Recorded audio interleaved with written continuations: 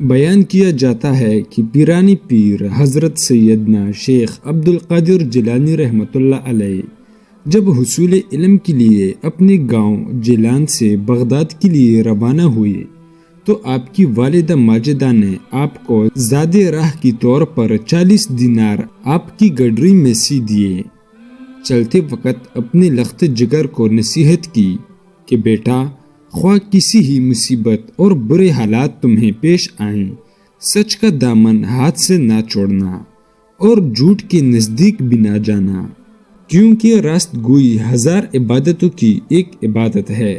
سعادت مند فرزند نے عرض کی کہ اے میری والدہ، میں صدقے دل سے یہ عہد کرتا ہوں کہ آپ کی نصیحت پر ہمیشہ عمل کروں گا۔ گھر سے رخصت ہو کر آپ رحمۃ اللہ علیہ بغداد والے ایک قافلے میں شامل ہو گئے، کیونکہ اس دور میں طویل بیابانی راستوں میں تنہا سفر کرنا ممکن نہ تھا۔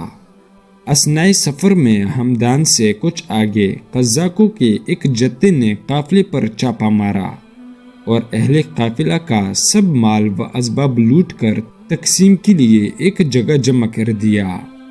سیدنا شیخ عبد القادر جیلانی رحمۃ اللہ علیہ ایک طرف چپ چاپ یہ دردناک نظارہ دیکھتے رہے کہ ایک ڈاکو آپ کی طرف بڑھا اور پوچھا، کیوں، تمہارے پاس بھی کچھ ہے؟ آپ رحمۃ اللہ علیہ نے فرمایا، ہاں، میرے پاس 40 دینار ہیں۔ ڈاکو کو آپ کی بات پر یقین نہ آیا اور وہ آپ کی ہنسی اڑاتا ہوا آگے بڑھ گیا۔ اتنے میں ایک دوسرا قزاق آپ کی طرف آیا اور آپ سے وہی سوال کیا۔ آپ نے اسے بھی یہی جواب دیا کہ میرے پاس 40 دینار ہیں۔ آپ کی غریبانہ حالت کو دیکھ کر دوسرے ڈاکو نے بھی آپ کی بات ہنسی میں اڑا دی۔ ہوتے ہوتے یہ بات ڈاکو میں پھیل گئی اور ان کے سردار احمد بدوئی کے کانوں میں بھی یہ بات جا پہنچی۔ اس نے حکم دیا کہ اس لڑکے کو میرے پاس لاؤ۔ ڈاکو آپ رحمۃ اللہ علیہ کو اپنے سردار کے سامنے لے گئے۔ سردار نے آپ سے مخاطب ہو کر کہا، لڑکے، سچ سچ بتا، تیرے پاس کیا ہے؟ حضرت نے بلا خوف اس بات کا جواب دیا، میں پہلی بھی تیرے 2 ساتھیوں کو یہ بتا چکا ہوں کہ میرے پاس 40 دینار ہیں۔ اس نے پوچھا، اچھا، یہ بتاؤ کہاں ہیں؟ حضرت نے فرمایا، میرے بغل کے نیچے گدڑی میں سلے ہوئے ہیں۔ سردار نے ایک ڈاکو کو حکم دیا کہ اس لڑکی کی تلاشی لو۔ چنانچہ اس نے آپ کی گدڑی ادھیڑ کر دی کی تو اس میں واقعی 40 دینار نکل آئے۔ احمد بدوئی اور اس کے قزاق یہ دیکھ کر بہت حیران ہوئے۔ احمد بدوئی نے حیرانگی کے عالم میں حضرت سے پوچھا، لڑکے، تمہیں معلوم ہے کہ ہم قزاق ہیں اور مسافروں کا سامان لوٹ لیتے ہیں، پھر بھی تم نے ان دیناروں کا بید ہم پر ظاہر کر دیا، حالانکہ یہ رقم اس قدر محفوظ تھی کہ کسی کو اس کا وہم و گمان بھی گزر نہیں سکتا تھا۔ آخر کس چیز نے تمہیں سچ بولنے پر مجبور کیا؟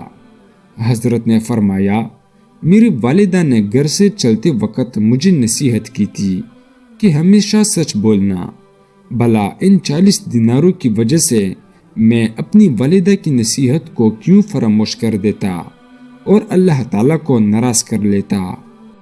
حضرت کے الفاظ سن کر ڈاکوں کا سردار احمد بدوئی بہت متاثر ہوا اور اسی وقت اس پر رقت طاری ہو گئی۔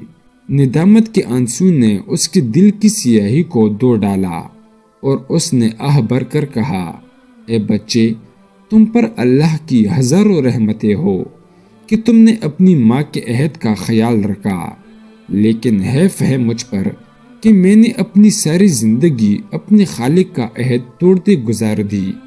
اے بچے، تم نے مجھے ہدایت کی راہ دکھا دی، اب میں رہتی زندگی تک کبھی کسی کو تکلیف نہیں پہنچاؤں گا۔ یہ کہہ کر وہ حضرت کے قدموں میں گر پڑا اور رہزنی کے پیشے سے تائب ہو گیا۔